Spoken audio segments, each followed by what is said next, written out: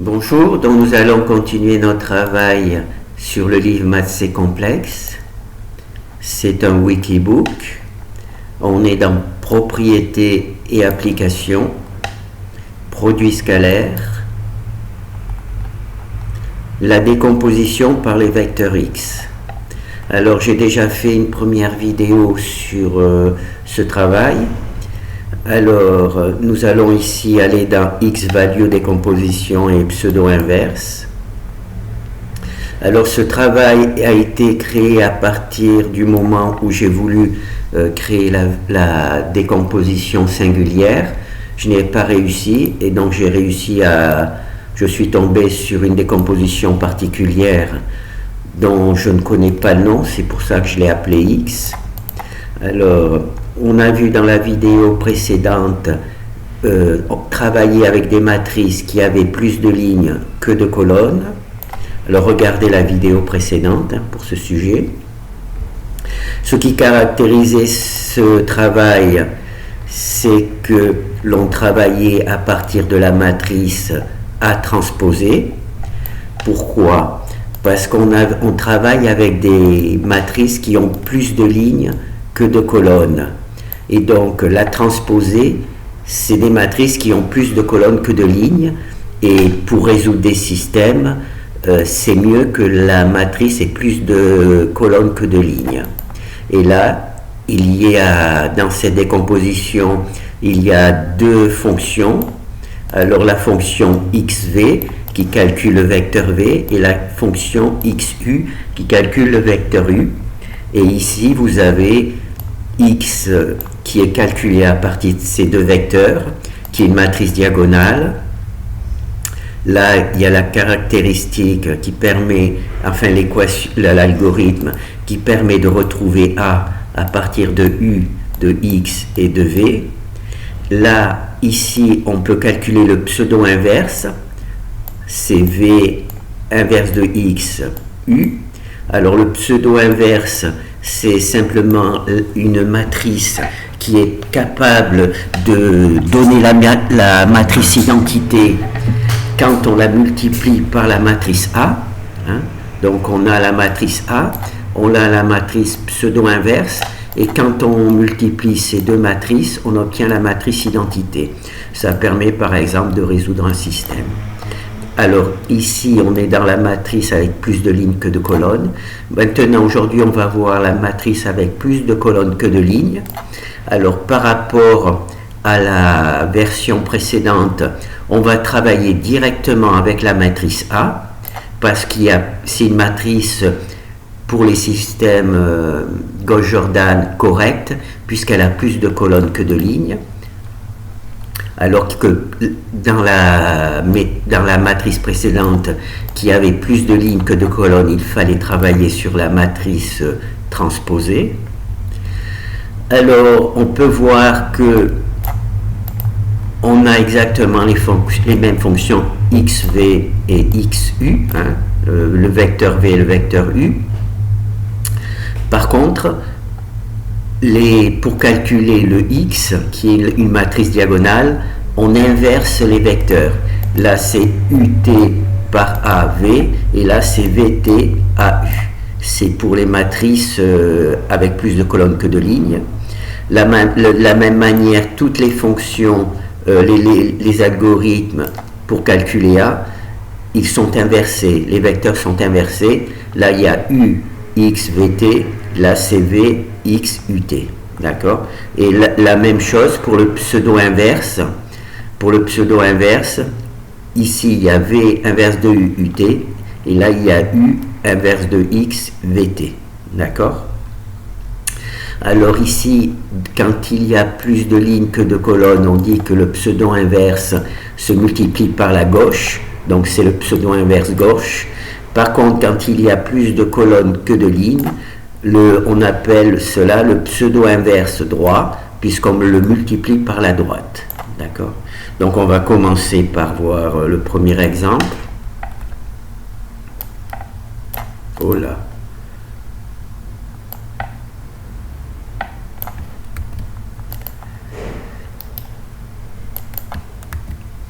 Alors la première chose que l'on peut voir, donc là il y a A, on travaille sur la fonction V et X à partir de A, alors qu'on travaillait avec la transposée conjuguée de A. Et là, bien entendu, on inverse aussi les vecteurs. Donc on va voir le travail. Donc ici on a notre matrice A, cette fois-ci elle a plus de colonnes que de lignes, donc ici il y a U, le vecteur U, ici il y a le vecteur V, et quand on multiplie VT par A par U, on obtient la matrice identité. D'accord? Alors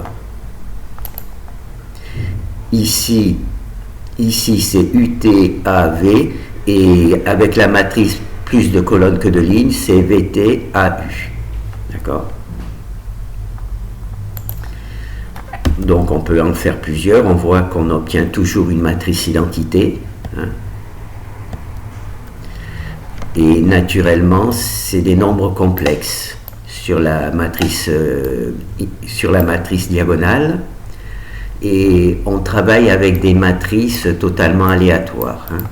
Il n'y a pas de conjugué symétrique. Voilà.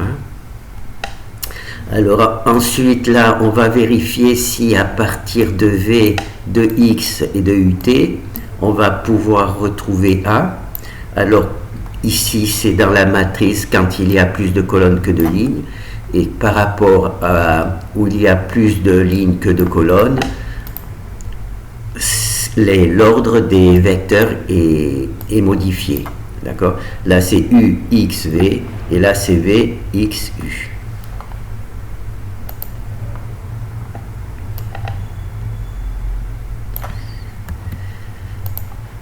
Hop, hop, hop, hop.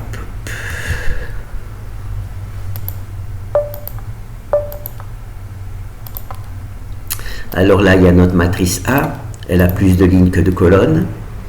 Il y a la matrice U, la matrice V. On fait VTAU pour avoir la matrice X, qui est une matrice diagonale. Et ensuite, quand on multiplie V par X et par UT, on retrouve la matrice A. Alors, comme je vous l'ai dit, dans certaines décompositions, il apparaît des lignes nulles. Voilà, il apparaît des lignes nulles. Mais on retrouve bien A. D'accord? Si on se base sur ça, on retrouve bien A. Voilà, un autre exemple. Là, on retrouve bien A.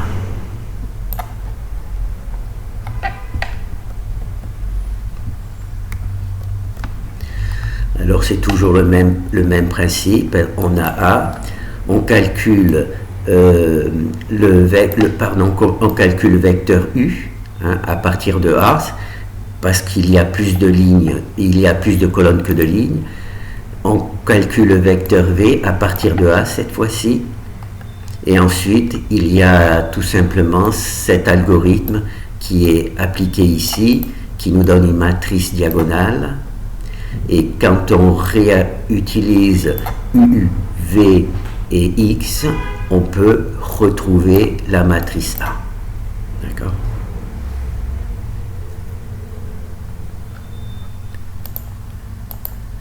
Alors, c'est le dernier. Alors là, c'est le pseudo-inverse. Pseudo-inverse.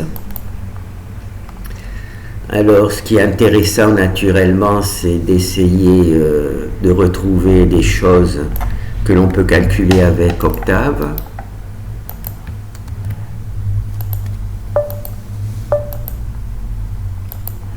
Alors ici, on a toujours notre matrice A, on a U, on a V. On peut obtenir à partir de V et de U avec A une matrice diagonale. Cette matrice diagonale, on va en calculer l'inverse. On récupère ici le code de la matrice A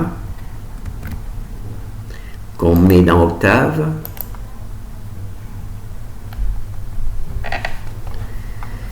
Et hop.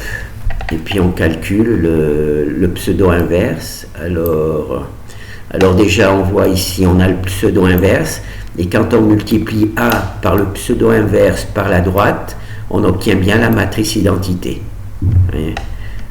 Alors bien entendu, exactement comme dans les cas précédents, il y a des lignes de 0 et des colonnes de 0, mais on a bien premier pivot, deuxième pivot, troisième pivot, et tout le reste c'est des zéros partout.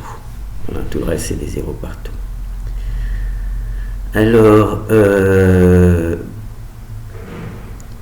ah oui, il faut vérifier par rapport à Octave. Voilà.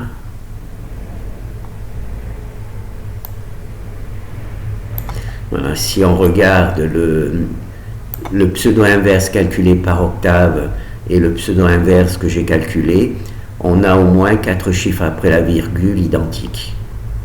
On a au moins 4 chiffres après la virgule identiques.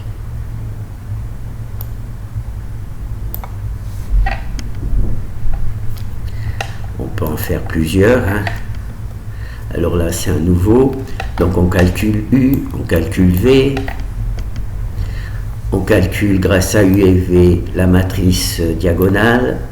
On en prend l'inverse sur la diagonale. Là, on récupère Octave. Et naturellement, quand on a le pseudo inverse, on peut le multiplier par la droite. On peut multiplier A par la droite par le pseudo inverse et on obtient bien la matrice identité. On peut changer le nombre de lignes. Par exemple, là, c'est 3 lignes. Ce qu'il faut, c'est qu'il y ait plus de colonnes que de lignes. On va mettre 2 lignes et 4 colonnes.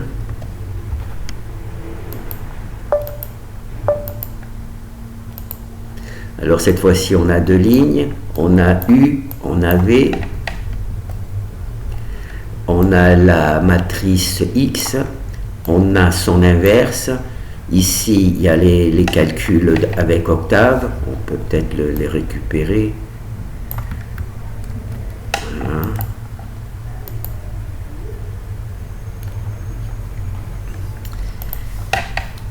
Et ici, on a le pseudo-inverse. Et quand on multiplie A par le pseudo-inverse, cette fois-ci par la droite, on obtient bien la matrice identité. Alors on va juste réduire. Voilà. Et là on voit qu'on a le même pseudo-inverse. Bon, alors Octave ne donne pas les valeurs nulles. Alors je ne sais pas s'il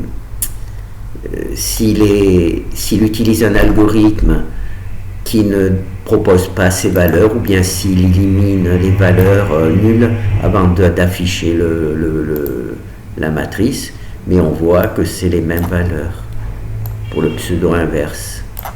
D'accord. Avec 4 chiffres après la virgule. Là, je fais des petits tests que je n'ai pas fait précédemment. Donc là, j'ai mis 2 lignes. Là, je vais mettre 3 colonnes. Voilà. Comme ça me permet un peu de vérifier.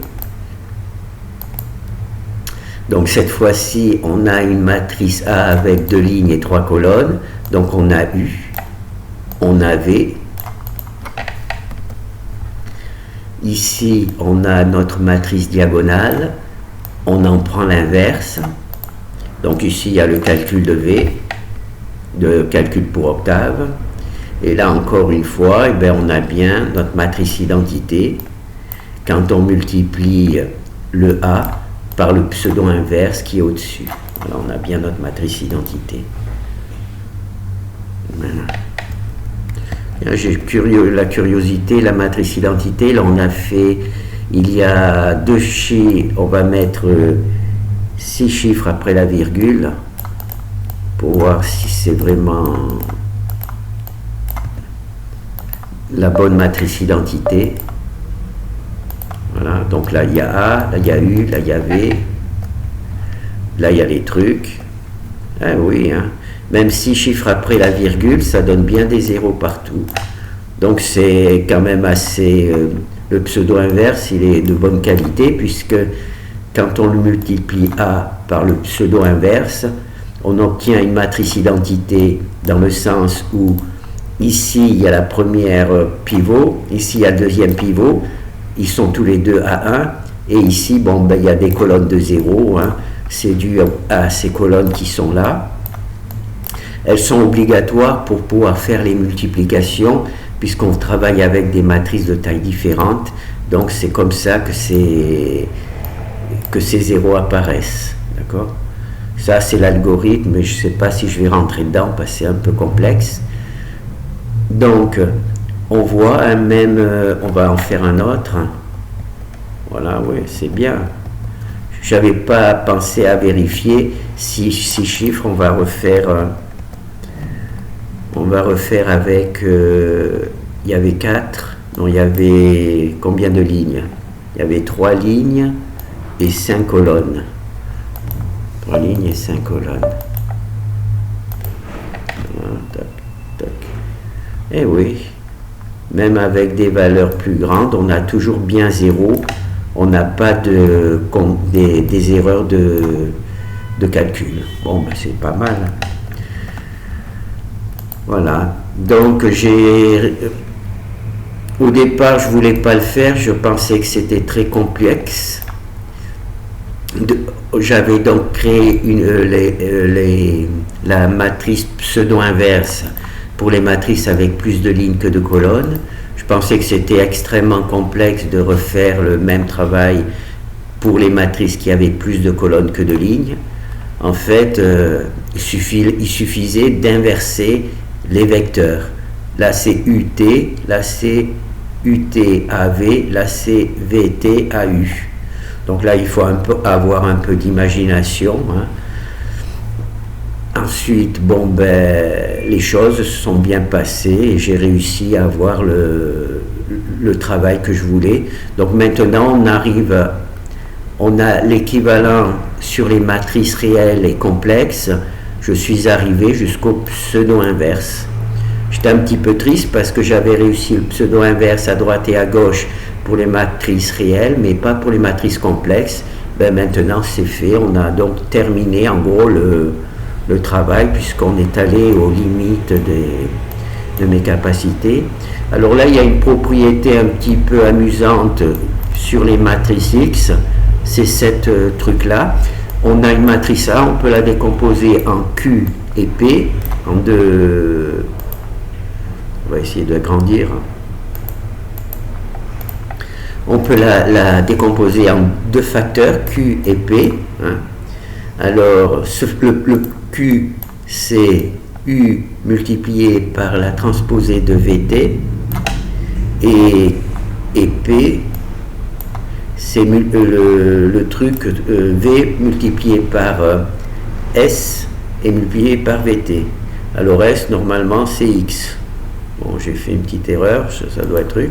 Donc on va voir un petit peu ce qu'il en est.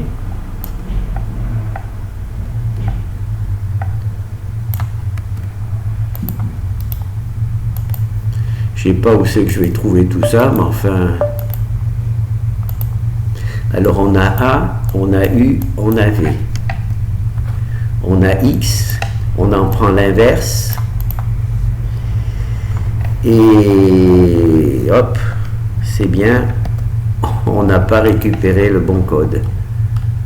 On n'a pas récupéré le bon code. Voilà.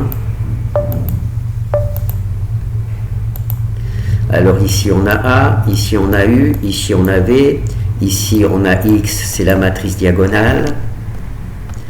Alors on fait U, V, on a Q ici, et V, X, VT, on a ici P.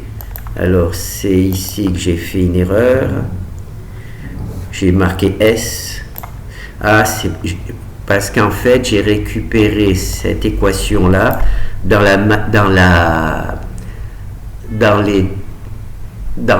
le cours sur les valeurs singulières, puisque je voulais faire les valeurs singulières, mais j'ai pas réussi. Donc j'ai fait la méthode X, hein, la méthode X. Et donc là, c'est pour ça qu'il y a un S.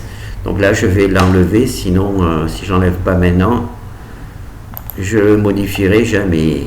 Donc là, il faut remplacer le S qui était destiné aux valeurs singulières par le X, voilà, qui est mon truc à travailler. Voilà. Voilà, donc là c'est bon. Hein. Alors, donc là on a Q et on a P. Et quand on multiplie Q par P, on retrouve bien A. En fait, on regarde ici. Je ne sais pas si je ne vais pas dire des bêtises. Non, je ne vais pas dire des bêtises. Est-ce que c'est vraiment la conjuguée transposée? C'est bien la conjuguée transposée.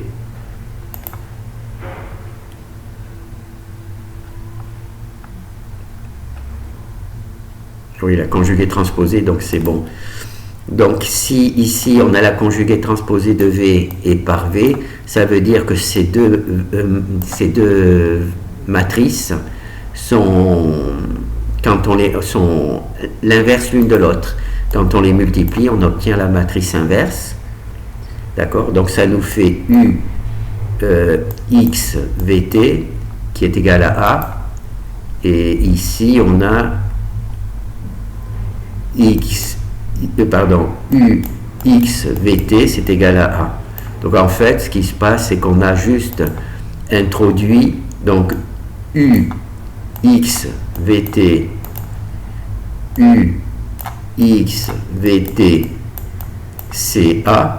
Et là, on a juste introduit VT pour créer Q et le V pour créer P. Donc, en fin de compte, c'est normal qu'on retrouve bien la matrice A. Oui. Maintenant, je me rappelle, c'était juste une propriété. Cette propriété, c'était dans les matrices singulières. C'était un travail sur les matrices singulières. Donc, je l'ai testé sur ma matrice X, enfin ma décomposition X pour voir si ça marchait. Et ça marchait bien. Donc là, on a bien calculé Q et P. Hein. On se rappelle, là, c'est des matrices qui sont supérieures ou égales à... Il doit y avoir plus de lignes que de colonnes. Donc, c'est cette partie-là qui est prise en compte.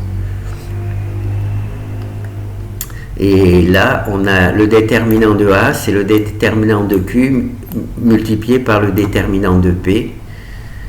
Donc là, comme on calcule les déterminants, il faut naturellement que les deux matrices soient carrées, parce que sinon on ne peut pas calculer un déterminant si la matrice n'est pas carrée. Donc là, ce sont des matrices qui ont soit plus de lignes que de colonnes, soit une matrice carrée. Donc là, on a une matrice carrée, on a U, on a V, on a X qui est calculé à partir de UT à V. On a Q et P. Et ici, on a A. Ici, on a Q et P. Et quand on calcule le déterminant de A, on a cette valeur. Et quand on calcule le déterminant du produit Q par le déterminant P, on a le même résultat. D'accord? On a le même résultat. Encore une fois, on a le même résultat. Voilà. Donc, c'est comme d'habitude. Hein, il y a la matrice A. Ici, il y a la fonction qui calcule le vecteur U. Cette fois-ci, on travaille avec des matrices qui ont plus de lignes que de colonnes. Donc, il faut utiliser A transposé. Il y a le vecteur V. Là, encore une fois, comme on travaille avec les matrices qui ont plus de lignes que de colonnes, il faut utiliser la matrice transposée. Donc là, on prend la transposée de U et on calcule le vecteur X, hein, le vecteur diagonal. On calcule le vecteur diagonal. Ensuite, ici, on prend la transposée de V et on calcule Q. Alors c'est U par VT, hein, U par VT, on obtient Q. Et ensuite ici on calcule P, Vx, Vt, d'accord. Ensuite ici il y a A. Ici on multiplie Q par P, QP, ça nous redonne A, hein, ça nous redonne A. C'est dans le travail. Alors, voilà. Alors, Q par P, ça nous redonne A. On voit que c'est les mêmes valeurs, hein, les mêmes valeurs. Et ensuite, ici, il y a le déterminant de A, hein, qui nous donne cette valeur-là. Et ensuite, là, on calcule le déterminant de P, on calcule le déterminant de Q, on en fait la multiplication et on obtient la même valeur. Voilà. Donc je ne sais pas vraiment à quoi cela sert, mais enfin, je pense avoir récupéré ce travail dans les pages du cours sur les valeurs singulières. Donc comme j'étais parti pour écrire les fonctions sur les valeurs singulières, et donc j'ai récupéré cet algorithme en quelque sorte, et je l'ai testé sur ma méthode X, et ça a bien marché. Voilà. Donc je n'ai pas les valeurs singulières, mais normalement les valeurs singulières c'est intéressant pour avoir les pseudo-inverses, et là on arrive à voir le pseudo-inverse, le même que Octave, mais pas à partir des valeurs singulières, à partir des valeurs X. Mais ça a l'air de marcher aussi bien pour l'instant. Voilà, donc on a vu les travaux précédents, maintenant je pense qu'on a fait un peu le tour. Alors il ne reste plus, alors je vais un petit peu réduire la taille.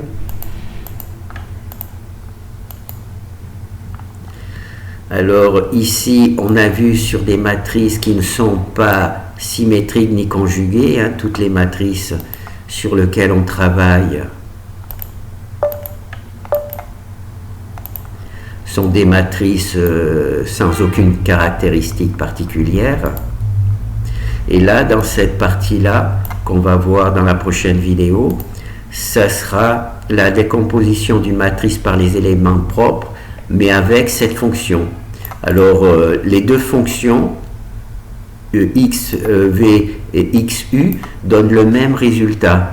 Donc, moi, j'en ai choisi une, donc j'ai choisi xu, hein, xu, et on va voir qu'on va retrouver les valeurs propres et les vecteurs propres grâce à cette fonction-là, alors qu'elle n'était pas faite du tout pour ça. Et elle fonctionne de cette manière simplement parce que les matrices sur lesquelles on va travailler maintenant, ça va être des matrices symétriques conjuguées. D'accord?